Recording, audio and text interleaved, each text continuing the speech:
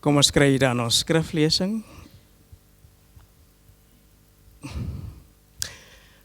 Uit Efesiërs 5 vanaf vers 22.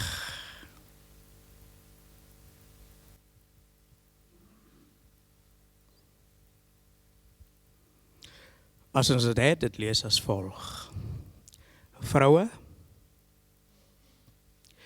wees onderdanig aan julle mans, soos aan die Here. Omdat die man die hoof is van die vrou, soos Christus ook hoof is van die kerk. Hy is verlosser van die liggaam. Maar soos die kerk onderdanig is aan Christus, so ook moet die vroue in alle opsigte aan hulle mans onderdanig wees. Mans, julle moet julle vroue lief hê, soos ook Christus die kerk lief gehad het en homself ter wille van haar oorgegee het, sodat hy haar kon heilig, deurdat hy haar gereinig het, deur die was met water en die woord.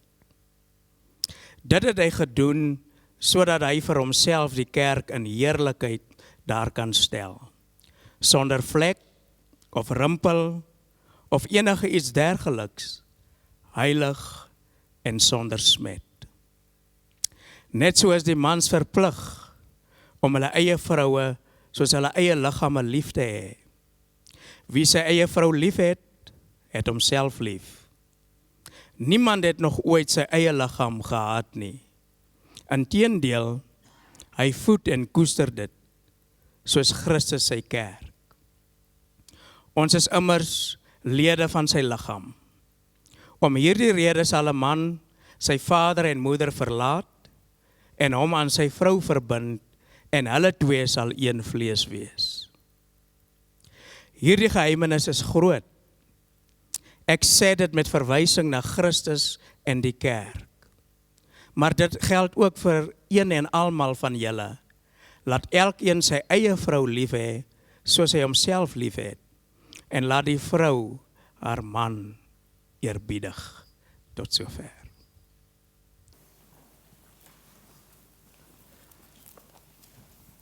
Terwyl jy na rit 4 toe blaai, wil ek jou nooi om vanmiddag 5 uur terug te kom vir ons aanddiens, waar ek gaan praat oor die onvergeeflike sonde.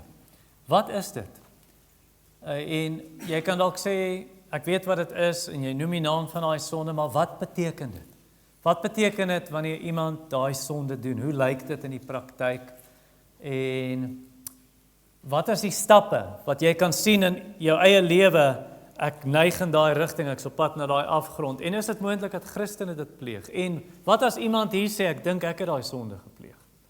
So kom vanaand asseblief, kom terug. So vanoggend dan rit hoofstuk 4, die helfte van die hoofstuk, vers 1 tot 11a. En ek het die tema gekies, herstel jou huwelik. En jy sê, maar dit gaan nie oor herstel jou huwelik nie. Ek hoop ek kan beginsels hier uittrek om dit vir jou te wys. Nou toe ek rit begin, my doel was, omdat die gemeente deur 'n moeilike tyd is laas jaar, met terminale siektes, met sterftes, met dood van familielede en so aan, was my doel met rit, hier's 2 vroue, hulle kry swaar, maar die Here werk alles uit. Dit was die doel. Ek het nie naaste by gedink, ek gaan so baie oor die huwelik sê nie. So dit was nie die plan nie, maar dis hoe die Here dit gelei het. So vanoggend dan herstel jou huwelik, rit 4, kom ons bid saam. Hemelse Vader, ons kom nou na U toe, in afhanklikheid van die Heilige Gees, en bid dat U Gees asseblief vir ons oop ore, oop oë, oop harte, oop verstand gee, lewens wat gewillig is om onderdanig te wees en ons nek te buig en nie styf te trek en ons rug te styf te trek in opstandigheid teen wat U vir ons sê nie. Of nie te wees soos die seun wat vir sy pa gesê het, toe sy pa sê, sal jy vandag op die plaas kom help in die wingerd? Toe sê hy, ja pa, maar toe doen hy dit nie. Maar dat ons liewer sal wees soos hy seun, al sê ons dan nie ek wil nie, dat ons later berou kry en sê, ek sal dit doen. En dat ons gehoorsaam mag wees en geseën wees in ons gehoorsaamheid. Amen. Nou ek het 'n beradingkursus gedoen in 2008 tot 10. Ek het berading studeer ook tydens my teologiese studies vir 3 jaar. Maar toe het ek nou 'n kursus in Bybelse berading gedoen. Toe leer ons daar dat die Christelike lewe is nie simmetries nie. Nou die van julle wat wiskunde op skool gehad het, dalk onthou jy simmetries beteken so, soos 'n V. Hierdie kant is net so lank soos daai kant. Christendom is asymmetries. Dit beteken dit lyk so. So as jy 'n V sou maak van bo en trek jy die streepie af onder toe, dan begin jy weer onder en trek jy dit bo en dan is dit nie gelyk met die ander kant nie, dan gaan jy verby. Jy gaan verder. Dis hoe die Christelike lewe is. So wat dit beteken prakties, jy dink dis bietjie abstrakt. Kom ek verduidelik prakties. Dit beteken toe Adam en Eva sonde gedoen het. Toe val hulle in sonde, dis van bo af, skuins af, die eerste been van die V. Nou kom Jesus en hy kom red ons, hy word mens en hy sterf aan 'n kruis en hy gaan laag tot in die graf. En dan staan hy op. En dan red hy ons en hy vat ons nie net terug na waar Adam was nie. Hy vat ons verby dit. So Adam was 'n bietjie minder as die engele gemaak. Jesus het regtig erg mens geword. Hy is nou verhef tot 'n plek ver bo die engele. Nie net as God nie, maar selfs as mens. En so hy vat ons na daai plek toe. Adam het 'n stoffelike liggaam gehad soos ons, stof as jy tot stof as jy terugkeer, jy sal graf toe gaan. Maar nou kom Jesus en hy gaan vir ons 'n verheerlikte liggaam eendag gee. So dis beter as wat Adam gehad het. Adam was in die tuin van Eden. Was dit 'n perfekte wêreld waar hy geleef het? Ja. Kon dit nog beter geword het? Ja. Want Adam, vir hom was daar die moontlikheid om sonde te doen en dood te gaan. Die dag as jy van daai boom eet, sterf jy. En daar was 'n duiwel wat hom versoek het, maar vir ons vat Jesus nie terug na wat Adam gehad het nie, maar verby dit. So ons gaan na 'n nuwe hemel en aarde waar daar nie eens die moontlikheid is om sonde te doen nie en om te sterf nie. Daar is nie 'n duiwel meer om te versoek dan nie. So daar's nie 'n boom van kennis van goed en kwaad nie. En so as ons dit nou gaan toepas op die huwelik, dan is Christendom, Jesus se verlossingswerk, maak dit nie simmetries nie. Dis nie jy's getroud en jy is verlief en is die honeymoon fase en dan kom daar probleme en dan val dit en dit val en nou kom Jesus en hy kom herstel en dan sê jy daar terug waar jy was toe jy op honeymoon was nie. Nee, Jesus vat dit verder as dit. Hy kan jou huwelik maak beter as wat dit ooit was op sy beste. Hy kan 'n huwelik maak nie net, soos ons in Engels sê, maintenance nie, onderhoud nie. Jy onderhou maar net die ding. Nee, hy kan dit maak, laat dit floreer, laat dit blom. Waar sonde baie geword het, sê Paulus, het die genade nog meer oorvloedig geword. En ek gaan hierdie beginsels uit Rit 4 vat. Ek het dit eerstehands gesien met 'n man wat ernstig droog gemaak het in sy huwelik. En dit het groot skade veroorsaak. En toe gaan hy vir berading en hy het Bybelse hulp gekry. Toe vat die Here daai huwelik en hy maak dit in 'n huwelik wat sing en dans. In 'n huwelik wat beter was as wat dit ooit was. Daai huwelik het floreer. En ons gaan hierdie beginsels uit Rit 4 vat. So kom ons lees ons teks. Rit 4 vers 1 tot 11. Boas het na die dorpspoort gegaan en daar gaan sit. Juist toe kom die losser van wie hy gepraat het daar verby. Nou vir die wat nie weet, waar is ons? Wat gaan hier aan? Hierdie is 'n ryk plaasboer, hy raak verlief op 'n weduwee, sy's jonk, hy's oud, en uiteindelik toe weet sy, hy hou van my, en sy hou van hom, en nou gaan hy planne maak, hy gaan nou vandag trou.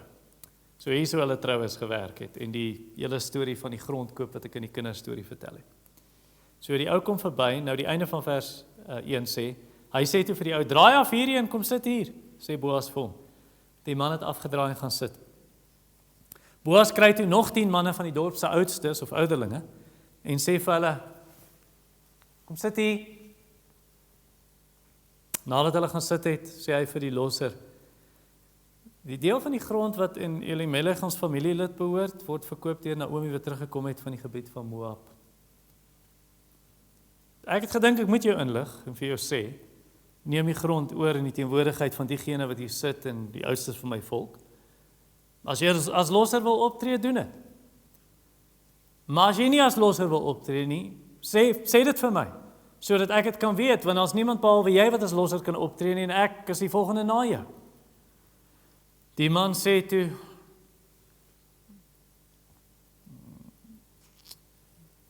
ja, ek sal as losser optree.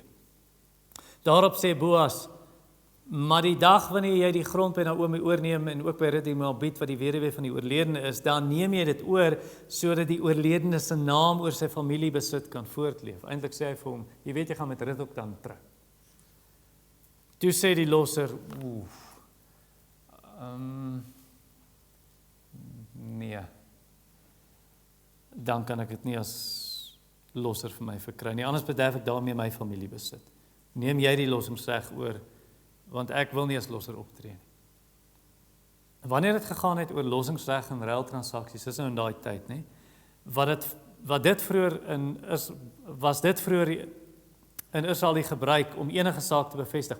'n Persoon moes sy sandaal uittrek en dit vir die ander party gee. Dit het dan in Israel as bekragtiging van die saak gegeld. Toe die losser vir Boas sê, neem die lossingsreg vir jou oor, het hy sy sandaal uitgetrek. Daarop sê Boas vir die oudstes en al die mense, vandag as julle getuies, dat ek alles wat aan Elimelech en alles wat aan Kilion en Maglon behoort by Naomi oorneem. En ook Rut die Moabit, die vrou van Maglon, neem ek vir my oor as vrou om die naam van die oorledene oor hulle familiebesit te laat voortleef.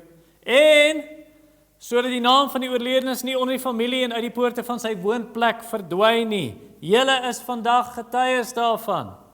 Al die mense wat by die dorpspoort was, en die oudste sê toe, ons is getuies. So as ons sê herstel jou huwelik, ek gaan 'n paar opdragte vat en dit deurwerk saam met julle. Die eerste opdrag is, as jy jou huwelik wil herstel, aanvaar God se keuse. En dis in vers 1. Martin Luther, iemand vra vir hom, hoe lank moet mens verloof wees? Toe sê hy, Hannibal het Rome verloor, want hy het uitgestel. Esau het sy eersgeboortereg verloor, want hy het uitgestel. Jesus het gesê, julle sal my soek en nie vind nie. God se beste gawes moet ons dadelik aangryp en nie uitstel nie. En toe het Luther sy eie raad gevolg. 3 dae later, toe raak hy verloof en toe trou op dieselfde dag. Hy sê, as ek dit nie so gedoen het, sou mense my gekeer het. Ja, lang verlovings, dis nie altyd so nie, maar ek dink dit kan, ek sal miskien self sê, dis gewoonlik so. As jy verloving te lank uittrek, het raak gevaarlik. Woudie Backham het gesê, die wat nie weet wie hy is nie, hy was 'n prediker in Amerika, hy is nou oorlede. Nogal 'n baie goeie prediker. Maar hy het gesê, ek het op 20 jaar oud getrou, weet jy hoekom? Ek het getrou op 20, want die sterkste man in die Bybel het in seksuele sonde geval, Samson. Die wysste man in die Bybel het in seksuele sonde geval, Salomo. En die mees godvreesende man in die Ou Testament, wel een van die mees godvreesendes, Dawid, het in seksuele sonde geval. Ek dink nie ek's wyser as Salomo, meer godvreesend as Dawid of sterker as Samson nie. So al wat jy nodig het met verloving eintlik, so moenie vir 5 jaar verloof wees nie. Al wat jy nodig het met verloving, jy het net genoeg tyd nodig. As jy mos nou weet jy wil met die meisie trou, trou. As jy weet jy wil met die ou trou, trou. Hoekom vir 5 jaar of vir 3 jaar verloof wees? Trou. Al wat jy nodig het, jy het genoeg tyd nodig om die troue te reël. En die gaste te nooi en die reëlings te tref en alles gereed te kry. Jy het genoeg tyd nodig om 'n man van karakter te wees of 'n vrou van karakter en te groei in jou verhouding met die Here. En as jy 'n man is om seker te maak jy kan 'n gesin versorg. Dis alwaarvoor jy tyd nodig het. En Alwyn byvoorbeeld, iemand wat in ons gemeente was, hy is nou in Amerika, maar hy het nie 'n ander keuse as om vir ten minste 'n jaar of 'n bietjie langer verloof te wees nie, want dit gaan oor daai groenkaart storie of iets daarmee te doen nie. Die vroutjie moet nou terugkom Suid-Afrika toe, sy moet nou vir 'n jaar hier wees, hy mag nie terugkom nie, jy weet, en so aan en so voort. So daar's uitsonderings op die reël, maar ek dink gewoonlik moet dit nie te lank uittrek nie. Al wat gebeur is jy stel jouself in 'n versoeking. Don't tempt the devil to tempt you, as ek in Engels kan sê. Moenie jouself in versoeking plaas nie. En ek dink ouers moenie hulle kinders in versoekings plaas nie. So 'n pa moenie onnodig sê, ja, wag eers 5 jaar. Soos, oom, ek hou regtig van oom se dogter en sy hou van my en die pa dink is reg, maar hy wil hê hulle moet eers vir 3 jaar verloof wees of 4 jaar.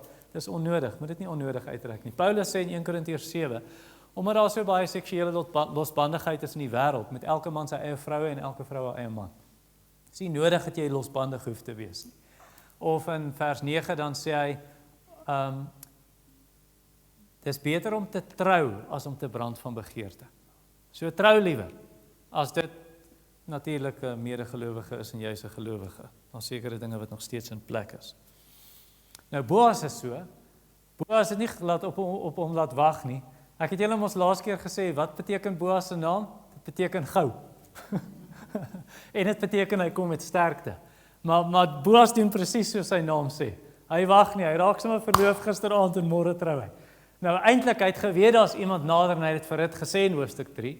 Hy het gesê, kyk, ek sal, hy het vir haar gesê, jy is onder my beskerming, ek sal dit doen, ek sal julle loskoop, julle is arm weduwees, ek sal die plaas koop, het julle dit nie verloor nie, en ek sal met jou trou, behalwe daar's iemand nader, so as hy dit nie doen nie, sal ek dit doen, ek wil dit baie graag doen. En dis presies wat hy doen, en nou sê die teks vir ons, Naomi het eintlik aan die einde van hoofstuk 3 gesê, Rut, ek weet jy dink man se koppe, hy gaan nie uitstel nie, hy gaan dit gou doen. Hy gaan dit vandag nog afhandel, dis presies wat hy doen.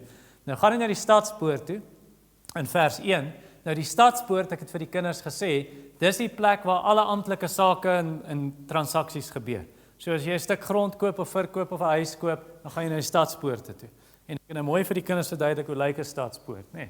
Nie sommer net 'n hek en jy stap deur soos by daai deur, 'n klein kusyn nie, dis amper soos, kom by die hek en dan is dit so 'n poort waardeur jy stap, en dan is jy in die stad. Nou sit almal daar op sulke klipbankies, wat ingebou is in die stadsmure, en in die stadshekke, en nou wag Boas daar, is amper soos in Spreuke 31, en praat het mos van daai vrou, toe my broer trou, toe sê hy op die troue, by die toespraak, die huildronk wat hy nou instel op sy bruid, toe sê hy, my vrou is die Spreuke 31 vrou, daar is net een ding in Spreuke 31 wat sy nie is nie, en ons is, toe sê hy, man is nie bekend in die stadspoorte. Ja, maar die Spreuke 31 vrou, sy man is bekend in die stadspoorte, waar hy by die oudste sit, by die ouderlinge, of in Josua 20, wanneer jy by die ouderlinge in die stadspoorte kom.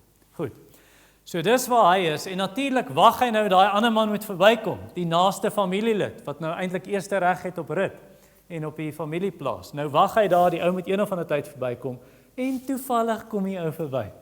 Nou dis mos nou nie toevallig nie.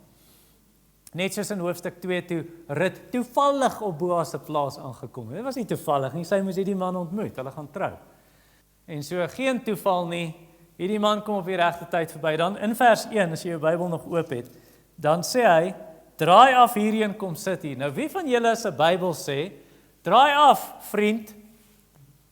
Enige iemand in 'n Bybelvertaling wat sê vriend, ja. Nou daai vriend in die Hebreëus is letterlik, draai af, so en so, so en so. Hy het nie 'n naam nie, hoekom het hy nie 'n naam nie? Want hy is nie belangrik in hierdie storie nie. Hy is nie die hoofkarakter nie, hy is maar net 'n bykarakter. En so, 'n toepassing waarna ek gedink het, toe ek oor hierdie bid en pyns, toe dink ek, daai ander mense, jy het nou 'n bietjie probleme in jou huwelik, né? En nou kyk jy en dink jy, ek wonder hoe sou dit wees om met daai man getrou te wees? Jy dink, wonder daai vrou, hoe sou dit wees as ek met haar getroud was? Of jy dink terug, want daar's nou 'n bietjie twis in jou huwelik, of dalk nie 'n bietjie nie, dalk 'n baie. Nou dink jy terug en jy dink aan daai ou liefde op universiteit. Dink jy, ek wonder hoe sou dit uitgewerk het as ons toe getrou het? Jy dink aan daai ou skoolliefde, hoe sou dit gewees het as ek en daai een by mekaar gekom het? Maar daai persoon is net so en so. Hulle is nie belangrik in jou storie nie. As dit belangrik was, sou God dit so beskik het en laat uitwerk het. Hy het nie. So jy sê, ja, maar ek het die verkeerde keuse gemaak. Dalk het jy met 'n ongelowige gaan staan en trou. So asseblief, ek wil dit baie duidelik onder julle aandag bring. Die Bybel verbied jou, as jy 'n Christen is, om met 'n ongelowige te trou. Want jy kyk anders na die lewe, jy dink anders oor geld, oor besigheid, oor kinders grootmaak, oor huweliksrolle, oor seks, oor groei, oor God se woord. Jy dink alles anders oor alles. Dit is 'n verskillende wêreldbeskouing, 'n world view. Jy mag nie met 'n ongelowige trou nie. Maar nou het jy dit gaan staan en doen, want jy was desperaat. En as jy dit gedoen het, jy sê ek het 'n fout gemaak. Of jy het getrou met iemand wat op onbybelse gronde geskei is. Nou daar's 2 gronde wat die Bybel gee, toegewings wat die Here maak vir egskeiding. En dit is wanneer jou lewensmaat egbreek gepleeg het, of een of ander vorm van seksuele sonde, of as jy getroud is met 'n ongelowige en die ongelowige wil skei. So jy mag nie sê, jy's 'n ongelowige, ek wil jou skei nie, maar die ongelowige wil skei. En sê, ek wil nie in 'n huwelik wees met 'n Christen. Dis tipies die scenario, twee mense is ongered, hulle trou en die een kom tot bekering en die ander een nie. Dan gee 1 Korintiërs 7:15 toegewing vir skei en hertrou. Maar andersins sê dit, dat as jy skei en weer trou, pleeg jy egbreek. So nou sê jy, ek het dit gaan staan en doen. Ek het getrou met iemand wat op onbybelse gronde geskei is. Ek wil vir jou sê, al het jy die verkeerde besluit geneem. God se besluit is nie verkeerd nie. So selfs dit wat ons doen, wat verkeerde besluite is en sondige besluite, die Here is so genadig en goed, hy oorheers dit en dit sal nog steeds, hy sal sy plan uitwerk. Soos was dit 'n sondige besluit om 'n hamer op te tel en spykers en dit deur Jesus se hande en voete te kap? Was dit sonde wat die mense gedoen het? Ja. Het God dit oorheers om sy goeie planne uit te werk? Ja. Hy het besluit dit gaan in sy plan uitwerk. En net so wat God saamgevoeg het, mag geen mens skei nie, sê Matteus, maar die punt wat ek maak is, God voeg dit saam. God voeg dit saam wanneer 'n man en 'n vrou met mekaar trou. Selfs in ons verkeerde besluite. Ons kan sê soos Josef, ons het dit wel vir die kwade bedoel, maar God het dit vir die goeie bedoel. Nee, hy sal sy planne uitwerk. Ek wil vir jou sê, solank as wat jy vashou aan daai verlede en aan die verwyte en aan die verkeerde besluite, solank as wat jy gaan vashou daaraan, jy gaan ons nie vorentoe kan beweeg nie. Hoe kan jy heeltyd omkyk op die plaas, jy ry op die trekker en jy is besig om te ploeg en dan kyk jy heeltyd om, is die lyne reguit, is die vore reguit hier wat ek ploeg, en uiteindelik ploeg jy skeef. Jy kan nie heeltyd terugkyk en sê, ek verkeerde besluit geneem, ek moes nooit hierdie besluit geneem, hoekom het ek met hierdie persoon getrou? Jy kan nie heeltyd terugkyk nie. Jy gaan daar vashou, kyk vorentoe nou. Soos Paulus sê, vergeet nou wat agter is. En strek jy nou uit na die dinge wat voor is, na die hoë roeping van God in Christus Jesus om daai prys te verkry. So wat jy liewer moet doen is, miskien moet ek net hierdie storie gou vertel. 'n Vriend van my, hy het baie slegte dinge gedoen. Ek bedoel dinge soos om mense se lewens te neem, mense dood te maak. Want hy was 'n spioen gewees en hy sê hy het hierdie hoopie sondes wat hy gehad het, wat hy net nie kon vergeet nie. Hy het gedink die Here kan nie daai goed vergewe nie. En hy het gesê, ek is gered, ek is nou 'n Christen. En ek het nie gedink dat ek sal nou nie meer die ewige lewe hê en hemel toe gaan nie, maar ek het geweet, die Here kan nie daai sondes vergewe nie. Hy sê en onlangs, toe die Here hom gehelp, hy sê, hy het net hierdie beeld in sy gedagte gekry van hoe hy daai hoopie sondes, hoe hy kniel voor die kruis, en hy vat daai hoopie sondes wat agter hom is, en hy sit dit tussen hom en die kruis, en daai hoopie verdwyn. En hy sê, dit pla hom nie meer nie. Hy weet daai sondes is vergewe. En so met jou, bely daai verkeerde besluit van die verlede. Dit wat jy heeltyd nou wil terugdraai, bely dit nou. En kom sit dit nou voor jou, tussen jou en die kruis, tussen jou en Christus, en sê, vat dit weg. Sal u wegneem wat ek nie kan vergeet nie.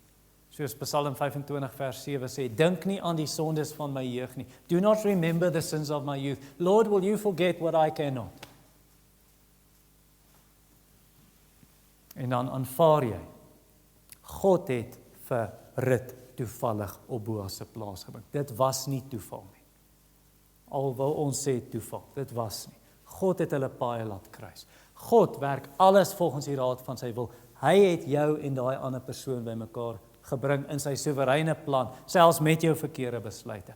Nou is dit tyd om te doen wat Filippense 4 vir jou sê, om vergenoeg te wees, to be content, en te sê, dis wat die Here in my lewe gebring het nou. En te sê saam met Paulus, ek is tot alles in staat deur Christus wat my krag gee. En daar praat hy van vergenoegdheid, contentment. Goed, so dis nommer 1. As jy jou huwelik gaan herstel, aanvaar God se keuse. Nommer 2, red jou lewensmaat. Dit klink snaaks, ek gaan dit verduidelik. Red jou lewensmaat, dis in vers 2 tot 6. So toe ek studeer het ons 'n vriend gehad. Hy was eintlik so deel van ons studentegroep, maar hy het nie saam ons studeer nie. Ek en hy het saam gimnastiek gedoen hier by Kempton, by Barnard Stadion by die gimnastiekklub en by Kempton Hoër. En ons het baie goeie vriende geraak, maar hy was nie 'n Christen nie. En toe kom hy tot bekering. En toe ek nou klaar studeer het, toe gaan ek Nelspruit toe vir my eerste werk. Hy is uiteindelik Skotland toe en toe noorde van Engeland. En toe kom ek terug Kempton Park toe, na hierdie gemeente, en toe ek nou hier begin bedien, stuur hy my eendag, of hy het my gebel, of hy het my 'n boodskap gestuur, sê hy vir my, ek wil net vir jou sê, ek kan jou nie genoeg dank nie, jy het my lewe gered. Toe sê ek het nie jou lewe gered nie. Toe sê ek was nie die instrument, Jesus het jou gered. Maar, die feit dat Jesus ons as instrumente gebruik, beteken ons kan soms daai frase gebruik, ek het sy lewe gered. Kom ek gee dit vir jou uit die Bybel uit. 1 Korintiërs 9 vers 22. Paulus sê, ek het alles geword vir alle mense, sodat ek op enige manier moontlik sommige mag red. Of in die boek Judas, dan sê Judas, jy moet sommige uit die vuur ruk. Jy moet hulle red uit die vuur. Of Paulus wat vir Timoteus skryf en sê, let op jou lewe en jou leer, jy is 'n jong predikant Timoteus, let op jou lewe en jou leer, volhard daarin, want deur dit te doen sal jy jouself red, sowel as die wat jou hoor. So dis nie dat ons mense se siele red nie, maar ons is die instrumente in die Here se hand, dis hoekom ons daai frase kan gebruik, dis wat ek bedoel. Dis hoe jy vir jou lewensmaat is. Dis wat jy vir jou lewensmaat moet doen, red jou lewensmaat. Nou volgens vers 2 tot 6, het Boas vir Rut en Naomi gered.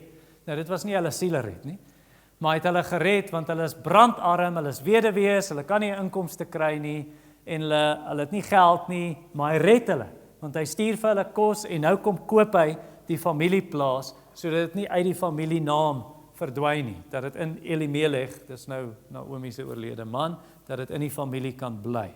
Hy red vir Rut en Naomi. Want dis wat die wet mos gesê, die naaste familielid moet dan met daai weduwee trou. Dis in Levitikus, Numeri en Deuteronomium, waar dit praat van trou met haar en koop die plaas terug.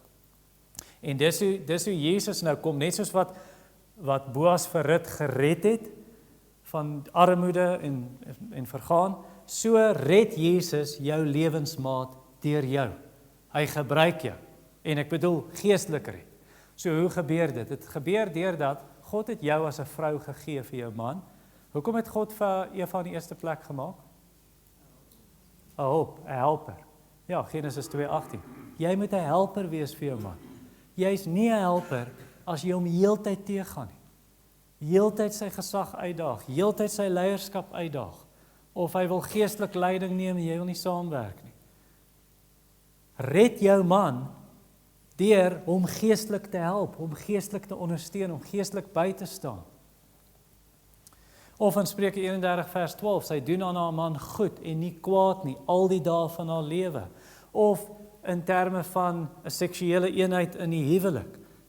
Nou ek het al die aakligste van aaklig gesien in berading. Van 'n jaar geen seks in daai huwelik nie, tot 10 jaar, tot 20 jaar, tot nog nooit, wat ek vir die ou vra, ek sal volgende week iets daaroor sê.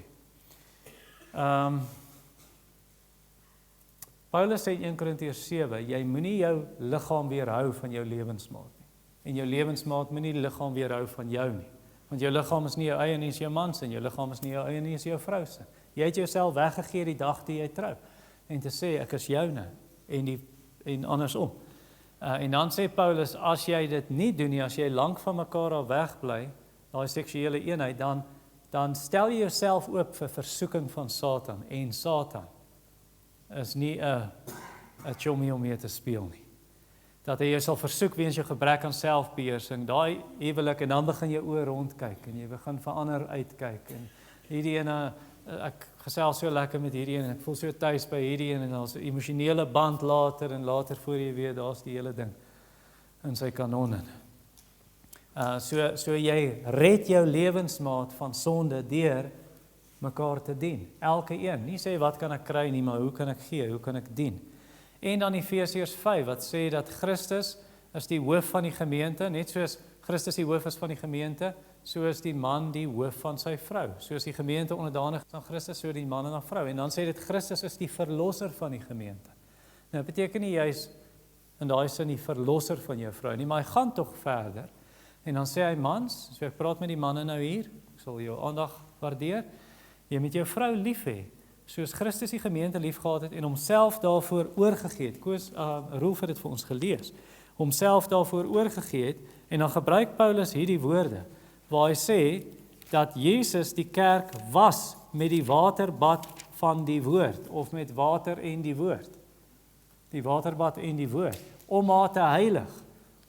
Die prentjie is amper van die bruid bad, en sy sit haar parfuum aan, sy sit haar grimering aan, sy kry reg vir haar troudag. Of die prentjie is, die trourok is nie vol modderspatsels nie, dis skoon, dis rein, dis 'n wit rok. So die idee hierso is, Jesus reinig sy kerk om haar onberispelik en vlekkeloos voor hom te stel. En so manne, Christus gebruik jou as die instrument om dit vir jou vrou te doen. Om jou vrou in die woord te lei. Nie jou vrou alleen kerk toe stuur nie, en jy sit by die huis, maar om te kom en jou vrou geestelike leiding te bied. En ek en Deidre, ons het albei ons eie stilte tyd, en ons het huisgodsdienst saam met ons kinders, maar daar's ook 'n tyd waar ek en sy voor ons slaap, die Bybel oopmaak, 'n gedeelte lees, waarvoor bid ons, en ons bid saam, en ons sit die lig af en ons slaap. Dis my plig as 'n man, om my vrou, Christus doen dit deur my, maar sy word gereinig deur die woord. Dis my plig as 'n man. Nie my vrou se plig en te sien, jy weet, ek feature net geestelik nie. My vrou is eintlik geestelik sterker, en sy is meer toegewy aan die Here. Dis my plig om my vrou te lei. Hoe lei jy jou vrou, maar jy is nie ernstig oor die Here en jou verhouding met die Here en jou commitment aan die liggaam van Christus en aan sy woord nie. So red jou vrou op daai manier. Jy moet jou vrou voed en koester, sê die teks vir ons in Efesiërs 5. Jy voed haar, ja, fisies, jy voorsien, jy sit kos op die tafel sover die Here jou in staat stel, maar meer as dit, jy doen dit geestelik ook. Jy voed haar. En dit gaan beteken, jy gaan bietjie jou grond onder jou naels moet kry, geestelik, om te delf in die woord. En ernstig te wees oor jou eie verhouding met die Here. Hoe gaan jy haar lei as jy dit nie doen? Vroue, jy red jou man, sê Petrus. Jou man wat nie gehoorsaam is aan die Here nie. Hy doen nie wat die Here van hom vra nie. Jy red jou man deur jou stil en rein optrede. Sonder om 'n woord te sê, kan jy hom vir die Here wen sê. Jy kan hom wen na die regte pad. Manne, jy red jou vrou deur verstandig met haar saam te leef. Jy's 'n bulldozer, sy's 'n China teekoppie.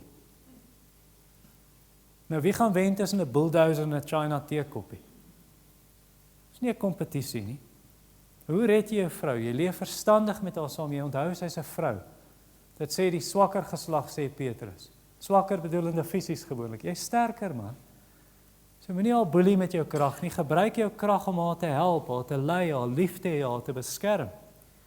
En dan sê hy, want sy is 'n mede-erfgenaam van die genade van die lewe saam met jou, sodat jou gebede nie verhinder word nie. Jy red jou man deur vir hom te bid. Jy red jou vrou deur vir haar te bid. En daar's manne en vroue wat hier sit, wat jou kop in skaamte moet sak, want as ek vir jou persoonlik moes vra, bid jy vir jou man? Sal jy sê nee. Of jy sal sê, ja, ek bid dat hy verander. Bid jy vir jou vrou, manne, dan is die manne wat hier gaan sit vanoggend en sê, nee. Ek het dit al in berading gesien, met vir 'n man en 'n vrou, klomp jaar terug, vreeslik beklei. Sê ek, julle beklei om te kry wat julle wil hê, bid julle vir mekaar? Nee. Bid julle vir julle huwelik? Nee. En Jakobus sê, julle beklei om te kry wat julle wil hê, maar julle het nie, want julle bid nie. Belangrik, red jou lewensmaat op hierdie manier. Moenie bydra tot jou maat se verderf nie, dat hulle in die afgrond gaan nie, in die verderf beland. Ek wil vir jou voorstel, kom ontmoet mekaar, jy man en jy vrou, kom ontmoet mekaar by die kruis, waar julle albei daar op julle gesig in die grond is voor Jesus, en sê, Here, vergewe my. Ongeag van wat my ma doen, ek kan nie haar verander nie, ek kan nie hom verander nie, en as jy beklei in jou huwelik, wil ek vir jou sê, jy het probeer om haar te verander, jy het nog steeds nie reg gekry nie, en ek wil jou waarborg, jy gaan dit nie reg kry. En jy het probeer om hom te verander, you're not gonna do it. Gaan dit nie reg kry nie. So kom eenvoudig, jy en jy, albei saam, kom na die kruis toe, en kom met 'n gebroke hart voor die Here, want dis waar jy by die kruis ontmoet, waar die Bybel vir ons sê, dis waar jy die gemeenskap met mekaar, die fellowship gaan hernie. is by die kruis. Luister wat sê Johannes, is baie mooi. Ek lees net vir jou een versie. 1 Johannes 1 vers 7. Maar as ons in die lig leef, soos wat hy in die lig is ons aan mekaar verbonde. En reinig die bloed van Jesus, sy seun, ons van elke sonde. Nou mekaar is eers jy en God, maar is ook jy en ander gelowiges. Bring jou sonde, albei by die kruis, en daar word gemeenskap met God en met mekaar herstel. So toe ek uitgebrand het, en my 10 maande van siekte gehad het, toe het ek 'n brief mos vir Stuart Allie het geskryf, toe skryf hy vir my terug, baie mooi raad vir my gee, maar een ding wat hy vir my gesê het is, read the Calvary Road, die Roy Hessien. So 'n klein ou boekie, ek het hom vir R10 toegekoop. Hy is aanlyn gratis beskikbaar. Dis kort hoofstukkies, en toe sê hy, lees net 1 hoofstuk 'n dag, nie meer nie. En toe doen ek dit. Die Here het my onder sonde oortuiging gebring. Want in daai tyd van uitbranding het ek lekker geskuur en geskaaf met ander Christene. En toe moes ek erken, is nie ander Christene nie, is ek. My eie sonde. En ek moes daar ontmoet, presies wat hy in daai hoofstuk sê is, kom jy na die kruis toe en kom die ander persoon na die kruis toe, ontmoet mekaar daar. En die Here sal herstel bring. Kan ek jou vra vanoggend, wanneer laas het jy vir die Here gesê, Here, skyn die lig in my hart. Wys die sonde in my hart uit. Ek blameer heeltyd my huweliksmaat, my man, my vrou. Deurgrond my o God en ken my hart. Toets my en ken my gedagtes. Wys my, Here. Wanneer laas het jy na die lig toe gekom en gesê, skyn daai lig op my sonde, Here. Wanneer laas was jy by die kruis? Jy regtig gekom het en kom breek het daar. En ek wil vir jou sê vanoggend as vertroosting en bemoediging, as jy by die kruis kom breek, die offers van God is 'n gebroke hart. 'n Gebroke hart en 'n verslae gees, o God, sal U nie verag nie.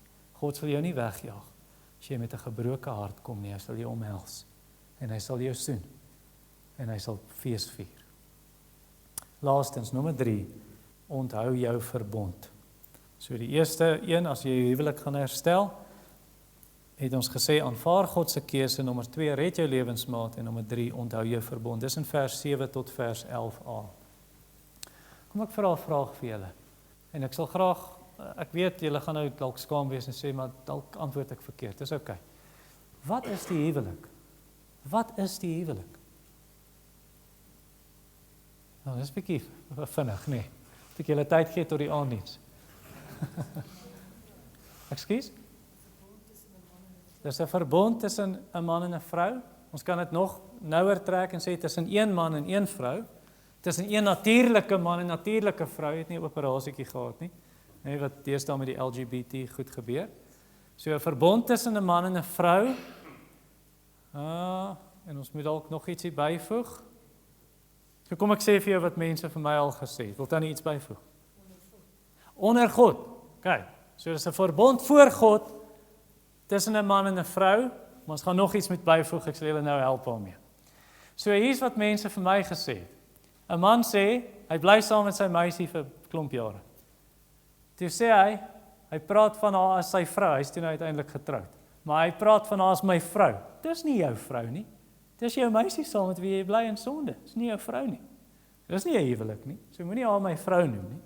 Of 'n man wat ek het net begin met my bediening hier. Soos die eerste jaar van my bediening. Bel hy my een aand en sê, as 'n man en 'n vrou saam geslaap het, is hulle getroud in God se oë. Ek sê, dit is nie so nie. Dis nie 'n huwelik nie. Anderster as jy dit sê, dan sê jy seks is die huwelik, en dan sê jy daar bestaan nie iets so seks voor die huwelik nie. En dan beteken skei, hulle slaap nie meer saam nie, nou is hulle geskei. Nee, om saam te slaap is nie die huwelik nie. Dit is 'n deel van die huwelik en is 'n belangrike aspek van die huwelik se definisie, dis nie die huwelik nie.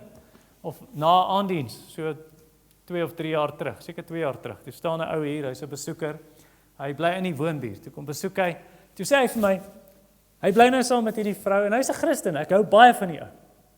Maar hy dog toe nou 'n huwelik is somme, hy sê vir die vrou, jy's my vrou, sy sê, jy's my man, en hulle trek by mekaar in. Hy sê, daar's mos nie nodig vir hierdie vows nie, die beloftes wat gemaak moet word nie. Wie van julle het al gehoor mense praat van, en hulle bedoel dit nie herhalend, asof is nie eintlik belangrik nie. O ja, ons moet seker maar ook gekerk word. Het julle al daai term gehoor? Mense wat sê ons moet gekerk word, so jy moet nou 'n seremonie hê, en jy weet so aan, of, wanneer mense praat van die huwelik, dan praat hulle van die hof, en daai papier wat jy moet teken. Ag, is net 'n stuk papier. Ja, totdat die ou wil skei. Dan soek hy 'n stuk papier. 'n belangrike stuk papier vir hom. Het Moses nie gesê, jy moet 'n skeibrief gee nie? Ja, is nie net 'n stuk papier nie, net so om te trou, daai handtekening daar is nie net 'n stuk papier nie. Nee, hier's wat die huwelik is. Spreuke 2 vers 17 praat van die vrou wat egbreek pleeg, dan sê dit, sy vergeet haar lewensmaat van haar jeug, the companion of her youth, en die verbond met haar God. Dis wat die huwelik is. En dis wat Tannie Ronel na verwys het. Of in Maleagi 2 vers 14, dan praat dit van die mans wat hulle vroue skei. Dan sê dit, jy het die lewensmaat, die vrou van jou jeug vergeet, the companion of your youth, en jou verbond met God. Weereens, daar's wat baie belangrik is in die definisie van 'n huwelik. Of in Matteus 19, dan sê dit, God het hulle van die begin af man en vrou gemaak, die Fariseërs kom as Jesus, dan sê hulle, is dit reg? Kan jy vir enige rede jou vrou skei? Al brand sy die kwartels. En dan sê Jesus, het julle nie julle Bybels gelees nie? Het God hulle nie van die begin af man en vrou gemaak nie? So dis belangrik, man en vrou, nie man en man nie, dis nie 'n huwelik nie, of vrou en vrou. En dan sê hy, daarom sal 'n man sy vader en moeder verlaat, sy vrou aankleef, en hulle twee sal een vlees word. 2 word 1, nie 5 word 1 nie, of 3 word 1 nie. 2, man en vrou, maar daai een vlees, dis ook deel van definisie van 'n huwelik. Daarom sê Jesus, Matteus 19:6, wat God dan saamgevoeg het. Dis saamgevoeg deur God. Mag geen mens skei nie, ook nie 'n prokureur nie. Net God mag dit skei, en daar's 2 Bybelse gronde waar hy toegewings maak, soos ek net nou gesê het. Goed, so Boas, dis nou die Joodse gebruik gewees. Die Jode, jy het nie daai verbond gemaak voor die kansel op jou troudag nie. Die Jode het daai verbond gemaak wanneer hulle verloof raak. So Boas het in hoofstuk 3 al verrit, hy het die kombers so oral gegooi, die hoek van die kombers, daar was nie seksuele losbandigheid nie, ek het dit verduidelik toe ons daar was, om te sê, jy's onder my beskerming, ek maak 'n verbond, ek sal jou vat as my vrou, ek sal optree as losser, om jou los te koop van hierdie armoede en jou familienaam te laat voortleef, jou oorlede man se familienaam. So hy het die verbond gemaak, maar hy het geweet daar's 'n man nader as hy, 'n nader familielid wat eerste reg het op rit. En so dis wat hy doen. Nou jy moet onthou, verloving in die Jodese tyd was baie strenger as vandag. Nou vandag is dit ernstig. Jy vra, sal jy met my trou? Die meisie sê ja, jy het eers die pa gaan vra en hy gee sy dogter weg. Die meisie sê ja, jy sit die ring aan die vinger, die verloofring, en dis nou so die deposito om te sê die res van die geld sal inbetaal word. So die troue gaan kom, ons gaan trou. So dis verloving met ons, maar in die Jodese tyd, hulle het Engels noem, praat ons van betrothal. Nou betrothal, dit is so streng, dat jy daai verloving slegs mag breek deur 'n amptelike skeibrief. En bygesê, daar is nie seksuele gemeenskap wanneer jy verloof is nie. So byvoorbeeld in Matteus 1, Josef vind uit, Maria is swanger, hy dog sy het rondgeloop, maar die Here sê vir hom, nee, sy het nie rondgeloop nie, dis 'n wonderwerk van die Heilige Gees, die baba in haar is die Messias, jy moet hom Jesus noem, hy is die seun van God, en dan sê dit, en Josef het nie met haar geslaap nie. Nou natuurlik, hulle het getrou, maar hy het toe nou nie met haar geslaap nie, tot Jesus gebore is, dat niemand sou dink, oor is sy kind nie. Maar daar was nie seksuele gemeenskap voor die troue nie, al was die verloving so streng gewees. En dis nie 'n informele storie nie, dis nie jy en die girl in jou sitkamer, en sê, hey, sal jy my trou? Ja, ek sal jou trou, sal jy my trou? Ja, pa, dis reg, ons is nou getroud. En ek weet van so 'n storie, van 'n ou, wat hy het sommer 'n self-aangestelde profeet gekry in sy sitkamer, en toe sê hy, sal jy met haar trou, sal jy met hom trou, julle storie, nou is julle getroud. Dis nie 'n informele, hierdie is 'n baie amptelike saak, en ons sien dit hier, byvoorbeeld in vers 2, het jy gesien, ek sien Johannes, terug by Rut, in hoofstuk 4 vers 2, dan sê dit, Hy het toe 10 manne, die oudstes van die dorp, hy 10 ouderlinge gekry. Hierdie is godsdienstige leiers, is geestelike leiers. Hulle is ook sekulêre leiers in die howe, in die hof van Bethlehem. En so dis 'n baie amptelike saak. En dan, wanneer hulle nou die hele storie deurgewerk het van die losser, wat ek gelees het en vir die kinders vertel het, toe trek hy sy sandaal, die ander ou sy sandaal uit, as 'n simbool, om te sê, net soos wat jy loop op die plaas, en oral waar jou voete trap op daai plaas, dis jou plaas, God het dit vir Josua gesê, oral waar jy jou voetsole neersit, ek gaan daai land aan jou gee, vir Abraham dieselfde gesê, of God sê in Psalm 60, en Psalm 108, ek gooi my sandaal op Edom, ek gooi my skoen op Edom, om te sê, dit behoort aan my. En so word hierdie sandaal nou 'n simbool om te sê, plaas is joune.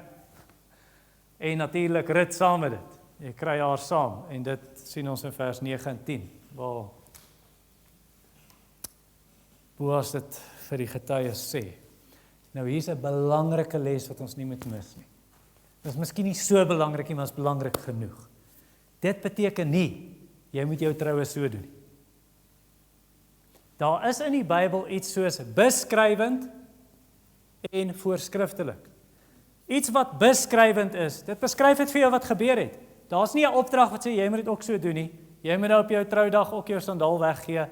En die vrou moet nie eens daar wees nie. Jy praat sommer net met die leiers in die land en die huwelik is uit, die ding is nou reg en jy is nou getroud. Of jy raak verloof op die dorsvloer en gooi jou kombers oor die vrou en sê, okay, jy is onder my beskerming, ons is verloof. Of jy moet hierdie streng Joodse verloving hê wat jy net kan breek deur 'n egskeiding.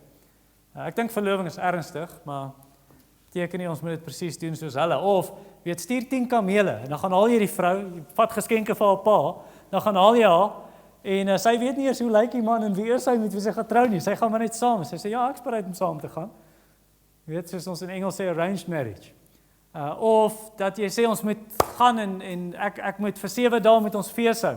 En ons moet, eintlik moet hierdie ou vir my werk op die plaas vir 7 jaar, om hierdie dogter van my te kry. Of so Simpson se storie, die man gaan berei die hele bruilof voor, en die vrou is glad nie betrokke daarbey nie. So ons, die les is nie, jy moet trou soos die Jode getrou het nie. Of soos hulle in ou Israel getrou het nie. Ek weet van 'n geval waar dit so gebeur het. Waar 'n predikant van 'n gemeente, die ou het verloof geraak aan 'n meisie in die gemeente, en toe, mettertyd, toe sien hy dinge wat nie goed en reg is nie, toe breek hy die verloving. Toe word hy onder kerkdissipline geplaas. Want die Bybel sê die predikant toe, dat verloving mag jy net deur 'n egskeiding breek. Nee, dis hoe die Jode dit gedoen het, dit beskryf vir jou wat hulle gedoen het, dis nie 'n opdrag, jy moet dit ook so doen nie. So as jy wil trou soos die Jode, trou soos die Jode. As jy wil trou soos ons in die Weste doen, westerse samelewing, trou so, solank jy by die Bybelse beginsels hou. Nou, die sekere beginsels in Rit 4, wat belangrik is, wat ons moet nakom. Byvoorbeeld, dis 'n amptelike saak in vers 2. Die ouderlinge word nader geroep. Dis 'n amptelike saak. Die stadshoofde is daar, die geestelike leiers. Dis 'n belangrike ding. En dan ook in vers 7 en 8, daar's 'n simbool wat jy gee, om te sê, ek sluit hierdie verbond. Daar's 'n verbond wat gesluit word. So hy het 'n sandaal gegee, jy gee 'n ring, jy teken 'n papier. En dan in vers 9 tot 11, daar's getuies. Dit is nie net jy en sy en jou pa in die sitkamer nie. Daar's getuies wat dit sien en wat sê, ons tree op as getuies. Daar is Genesis 2 vers 24, verlaat vader, moeder, kleef jou vrou aan, word een vlees. Daar's Esegiel 16 vers 8, I made my vow with you, sê die ESV. Daar is vows, daar is beloftes wat uitgeruil word. So ek hoop jy kan sien, om te trou is ernstig. Dis nie 'n keuse tussen, so kinders, wat wil julle eet môre, vark of hoender? Dis nie 'n keuse tussen vark en hoender nie. Of tussen braaivleis en potjie nie. Hierdie is ernstig. Hierdie is Levitikus 19 vers 12, wat sê, jy sal nie 'n vals eed sweer, en so die naam van jou God ontheilig nie. Dis 'n eed wat jy maak, 'n verbond wat jy sluit. In Samuel is dit so ernstig, in die storie van Saul, ek het net so kortliks iets gedeel daar in die bid hier vanoggend, maar Saul het 'n verbond gemaak, en hy het dit te vinnig gemaak. Enige iemand wat iets eet, gaan doodgemaak word. tot ons die Filistyne verslaan het. Toe sy eie seun, hy het nie dit gehoor, die verbond nie, toe dip hy sy staf in heuning, doop het in heuning en eet heuning. En toe hy uitvind, toe sê hy, Jonathan, jy gaan doodgemaak word. Moenie net vinnig beloftes maak, en ja, ek gaan met hierdie meisie trou, en ja, I do, do you? Yes, I do you? Yes, I do, en Bob's your uncle. Jy weet, dit is so vinnige saakie. Spreuke 20 vers 25 praat van, in Engels, a rash vow. Jy net vinnig beloftes maak, of in Prediker praat dit ook daarvan. Wat sê, is beter om nie te beloof nie, as wat jy beloof en nie betaal nie. Die Here is ernstig oor daai belofte. Baie ernstig daaroor. Laat jou ja wees en jou nee, sê die skrif vir ons. Nou is hier van julle vanoggend. Jy het daai verbond gemaak en jy het dit ligtelik gedoen. Jy het sommer net vinnig gedoen, verbond gemaak en jy het die verbond gebreek. Jy het die verbond gebreek want julle is gedurig in mekaar se hare en dis om die verbond te breek. Want die verbond sê ek sal jou lief hê, ek sal jou koester. Of jy het die verbond gebreek deur pornografie te kyk. Jy het die verbond gebind, is mos egbreek in jou hart, sê die Bybel. Of jy het die verbond gebreek deur egbreek, jy het egbreek gaan pleeg, jy het uitgegaan, jy het iemand anders gevat, wat nie jou man is nie, nie jou vrou is nie, of jy het die verbond gebreek, want jy het geskei. Jy het gesê, behalwe vir daai twee toegewings wat die Bybel maak, maar vir ander redes, sommer net geskei. Ek was by 'n huwelik betrokke waar 'n predikant gepreek het, en toe die mense wat trou, toe dit by daai verbond kom, toe maak hulle grappe daarvan. Toe spreek daai predikant hulle aan voor almal, en hy sê, ja, jy maak nou 'n grap, tot hy oor die heining kyk vir die buurman se vrou. So stilte, jy kon 'n speld oorval.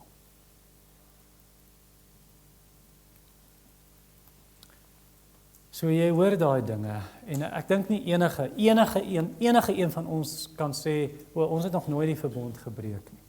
Want ons het dit gebreek as jy so twis en beklei, of wellustig is, of wat dit mag wees. Die Bybel sê mos, soos ek net nou gesê het, jy skei en trou op onbybelse gronde, pleeg jy egbreek. Martin Holt, hy was 'n baptiste prediker in Pretoria. Goeie prediker. Ek het 'n man en vrou beraad, maar hulle was in sy gemeente, maar hulle het hier gebly. So omdat ek nader was, ek het toe nou tyd spandeer met hulle, en hulle het so met mekaar beklei. En op 'n stadium toe sê hy vir hulle, Eksodus 20 vers 7, jy mag die naam van die Here jou God nie ydelik gebruik nie. En die feit dat jy sy naam geroep het op hierdie huwelik, en gesê het in die Here se naam sal ek getrou wees en die vrou, die man, en ons sal mekaar lief hê. Jy mag sy naam nie ydelik gebruik nie, een wat sy naam ydelik gebruik sal nie ongestraf bly nie. Toe sê hy vir hulle, julle sal nie ongestraf bly nie. Dit is so ernstig, dit is so ernstig. Nou hoor jy hierdie dinge vandag, nou wil ek jou vra, en ons kom na die einde, ek weet vandag was langer as gewoonlik. Voel jy, my knie knak vanoggend onder hierdie sonde las. Ek is so onder sonde oortuiging, ek het so droog gemaak. Dan wil ek jou uitnooi vandag en sê, bring dit na Jesus toe. Bring dit na Jesus toe. Hy sal jou sonde verwyder, dan in 3 net gebid in die gebedskamer, hy sal jou sonde verwyder so ver soos die ooste van die weste. Hy sal dit uitdelg soos 'n miswolk voor die oggendson. Hy sal aan jou sonde nie meer dink nie, hy sal dit onder sy voete vertrap, hy sal dit werp in die diepste see, dis vasgespijker die rekord van skuld wat teen jou staan aan die kruis. As iemand in Christus is as 'n nuwe skepping, hy sal die ou dinge sal verbygaan, alles sal nuut word. Ek wil jou nooi vanoggend, kom hernie jou verbond met God. Daai huweliksverbond, kom hernie dit met die Here, hernie dit met jou lewensmaat. Dalk is dit selfs nodig, dat jy net opnuut, net simbolies, weer daai seremonie het, en sê, hoorie, predikant, wil jy nie asseblief net opnuut vir ons hierdie seremonie doen, dat ons opnuut daai beloftes kan versterk. En selfs al het jy 'n goeie huwelik, jy sê, ek wil net dit vasmaak weer. En ek dink nie, iets gebeur letterlik daar, maar ek dink dit is 'n mooi gebaar. 'n Man en vrou het dit gedoen, iemand in ons gemeente is 'n kleinkind, sê hulle, hoorie, ons is 10 jaar getroud, ons wil ons huweliksbeloftes net hernie, wil jy nie dit vir ons saam met ons doen nie? Of dalk was jy ongered en jy het regtig verkeerd gedoen, en nou wil jy 'n Christelike seremonie, jy kan dit ook hê, en sê ek wil dit hê, 'n man wat ek ken, was ook in ons gemeente vir 'n tyd, voor sy bekering, hy was 'n dronk lap gewees, en dagga gerook en als, en hy vertel, hoe hy Hy het nie eens opgedaag vir sy troudag nie, hy het verkeerde dag opgedaag. En toe die tweede keer toe hulle weer probeer, toe daag hy dronk op by die hof. Dronk soos 'n tor. En ek dink is 'n goeie idee vir so iemand om te sê ek wil 'n Christelike seremonie. Ja, ek's nou al 35 jaar getroud of ek's 10 jaar getroud. Ek wil dit reg doen. En dan bly jy in jou lewensmaat, sentreer jou lewe rondom die kruis. Sentreer jou huwelik rondom die kruis, wat jy weer en weer kom. Ja, want ons gaan weer sondig. Die beste huwelik is daar sonde. En dan kom jy weer en jy bely dit weer. En jy vra weer vergifnis en jy gaan vorentoe en jy hou kort rekening, moenie kwaad gaan slaap nie. Het jy geweet dit staan in die Bybel? Ja, Efesiërs 4:26 en 27. So jy sorteer dinge elke dag uit. Elke dag uit. Jy gaan nie eers mall toe, jy gaan nie gaan kuier by vriende as dinge nie uitgesorteer is nie. Ek en Deidre werk so. Ek wil nie by vriende gaan kuier as dinge nie reg is tussen ons nie. Ons sorteer dit eers uit en dan gaan ons. Al moet ons vir hulle sê, hoorie, ons gaan 'n halfuur laat wees. Sorteer dit uit. Nie die duiwel 'n vatkans gee nie en dan vra jy vir die Here asseblief. U werk in ons om te wil sowel as om te werk na u welbehae. Sal u ons help? Sal u ons help dat ons deur u krag hierdie kan doen? Want ek wil vir jou sê, as jy dit los, as jy dit net los, laat dit maar sy gang gaan. Dit sal in die grond induik. Spreuke 18 vers 9. He who is slack in his work is a brother to him who destroys. Dit beteken jy hoef nie in jou huwelik in te kom en dit te gaan verwoes nie. Ignoreer net jou huwelik, dit sal homself verwoes. So werk daaraan. Vra vir die Here hulp, gaan vorentoe. En anders te gaan dit pyn veroorsaak, is 'n lelike prentjie van Jesus. Ons moet mos 'n refleksie wees van Jesus in die kerk. En as ek so optree my huwelik, al hierdie verkeerde maniere, gee 'n hele verkeerde beeld vir die wêreld. Kom ons vra hom asseblief, Here, ek wil 'n mooi getuienis wees van u in my huwelik. Kom ons bid saam. Hemelse Vader, ek bring hierdie voor u, ek bring hierdie boodskap vanoggend as 'n offer aan u en sê, dit was nou lank en dit is amper 'n information overload, wat mense kan voel, is te veel inligting, ek kan dit nie prosesseer nie. Ag, wil u asseblief maar net die een ding vat wat nodig was vir elke ene. Hier is enkel lopende mense ook, ek dink hierdie preek is nou nie vir my nie, maar die enkel lopende mense woon ook troues by, en ek bid dat hulle dit ernstig opneem, daai getuienis deel. En vir die wat verwyte het, en dink, my huwelik was maar 'n gemors, dalk weduwees selfs, of mense wat nou nog getroud is, ag, wil u nie kom help nie, u is 'n hersteller, soos die tema sê, herstel jou huwelik, Here, wil u dit herstel. Bekeer ons, o God, en ons sal bekeerd wees. Herstel ons, o God.